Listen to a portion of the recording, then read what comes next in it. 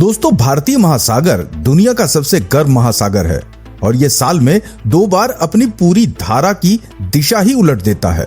सर्दियों में उत्तर पूर्व की हवाएं यानी नॉर्थ ईस्ट की हवाएं चलती हैं जो पानी को अफ्रीका की तरफ धकेल देती है, लेकिन गर्मियों में दक्षिण पश्चिम यानी कि साउथ वेस्ट की हवाएं सब कुछ उलट देती हैं। ये बदलाव मानसून की वजह से होता है जो एशिया में लैंड मास को गर्म करके हवाओं को ही घुमा देता है। खासतौर पर सोमाली धारा यानी सोमाली करंट पूरी तरीके से पलट जाती है। दोस्तों, ये अनोखा बदलाव समुद्र में पोषक तत्व को ऊपर लाता है जिससे मछलियों को जीवन मिलता है और आसपास के देशों का व्यापार और मौसम दोनों प्रभावित होते हैं। दोस्तों, इस महासागर में दुनिया की सबसे लंबी सीधी रेखा बिछी हुई है और ये है 90 ईस्ट रीज जो 5000 किलोमीटर लंबी पानी के नीचे एक माउंटेन चेन है जो 90 डिग्री पूर्व रेखा पर चलती है और ये भारतीय प्लेट के धीरे धीरे खिसकने से बना है जब वो कैर्गुएलन हॉट स्पॉट के ऊपर से गुजरा था। यही वो रिज है जो महासागर को 2 हिस्सों में बांट देता है और नक्शे पर यह सबसे लंबी सीधी लाइन दिखती है। अब चूंकि ये महासागर एशिया के चारों तरफ घिरा हुआ है, इसलिए ये गर्मी को स्टोर करके रखता है जैसे कि एक थर्मल बैटरी, और इसका पानी इतना गर्म है कि इसमें ऑक्सीजन बहुत कम रह जाता है और इन्हीं को डेड जोन्स कहा जाता है, खासतौर पर बंगाल की खाड़ी और अरब सागर में। लेकिन दोस्तों, एक खास बात यह है कि जैसे जैसे क्लाइमेट चेंज हो रहा है, गर्मी बढ़ रही है, उसके साथ साथ ये डेड जोन्स भी फैल रहे हैं, बढ़ रहे हैं, जिससे मछलियां मर रही हैं और मछली पकड़ने वाले लोगों का रोजगार खतरे में पड़ रहा है। इस महासागर का उत्तरी किनारा एम आकार का बना है जिसे अरब पेनिनसुला, हॉर्न ऑफ अफ्रीका और भारत का उपमहाद्वीप के साथ साथ इंडो चाइना प्रायद्वीप भी शामिल है। यहाँ पे ऊपर हिमालय के पहाड़ हैं जहाँ गर्मियों की मानसून हवाएं नमी को इसी फनल के अंदर खींच लेती हैं और हिमालय से टकराकर बारिश करती हैं। और यही कारण है कि एशियाई मानसून जो एशिया के खेती के लिए सबसे जरूरी है और अरबों लोगों का जीवन इसी पर टिका है। और दिलचस्प बात यह है कि इस महासागर के बीच एक छोटा सा महाद्वीप भी डूबा हुआ है जिसे मस्करीन प्लेटो कहते हैं। इसी का एक हिस्सा है सेशल्स द्वीप। खास बात यह है कि ये द्वीप मेसोजोइक युग में पुराने गोंडवाना महाद्वीप से टूटकर बचे हुए हैं। अब सोचिए, ये उस समय का है जब भारत मेडागास्कर और अफ्रीका से अलग हो रहा था। ये द्वीप ग्रेनाइट के बने हैं और यहाँ कोको डी मैरे जैसे अनोखे पेड़ उगते हैं जो कहीं और नहीं मिलते। अब दोस्तों, पुराने समय में इसी महासागर की मानसून हवाएं व्यापार को इतना आसान बनाती थी कि 100 ईस्वी तक रोमन साम्राज्य मिस्र से लेकर भारत तक का अपना ग्लोबल इकोनॉमी चलाने लगा था। व्यापारी बिना किसी उन्नत उपकरण के एक दूसरे से जुड़ जाते थे। इसे मानसून मार्केट प्लेस कहा जाता था जो सिल्क रोड से भी पहले का सबसे बड़ा व्यापारिक नेटवर्क था।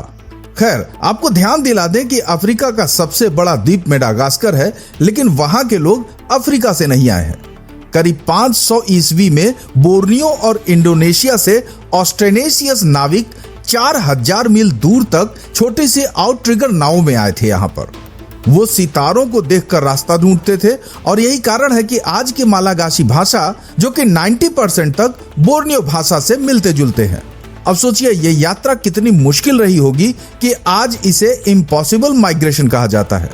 वहीं पर चाइना के मिंग राजवंश के समय झेंग हे नाम के एक नाविक ने 1405 से 1433 तक 7 बार एक बड़े विशाल खजाने के साथ यहाँ पर यात्राएं की थी, जो 300 से ज्यादा बड़े जहाज लेकर श्रीलंका, अरब और पूर्वी अफ्रीका तक गया था।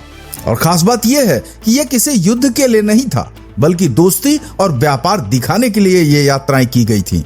वहीं पर जब पुर्तगाली व्यापारियों ने अपने जहाजों पर पास लेना शुरू किया तो हॉलैंड के ह्यूगो ग्रोटियस ने 1609 में मेयर लेब्रियम नाम की एक किताब लिखी। उन्होंने इसमें साफ कहा कि समुद्र अनंत है और यह किसी का भी प्राइवेट प्रॉपर्टी नहीं हो सकता। व्यापार के विवाद की एक शुरुआत भर थी और आज का फ्रीडम ऑफ सीज का पूरा कानून इसी किताब से जन्म लिया था। वहीं पर बात है 1761 की, जब एक फ्रेंच जहाज ट्रेमेलिन द्वीप नाम की एक छोटी सी रेत की पट्टी पर टकराया था। उसमें मालागासी गुलाम लोग भी थे। इस टकराने की वजह से यह जहाज तो डैमेज हो गया और इसमें सिर्फ 7 लोग बच पाए जो 15 साल तक वहां फंसे रहे उन्होंने ड्रिफ्टवुड और मूंगा से घर बनाए, कुआं खोदा और शार्क से बचते हुए जिंदा रहे अपने आप को सरवाइव किया।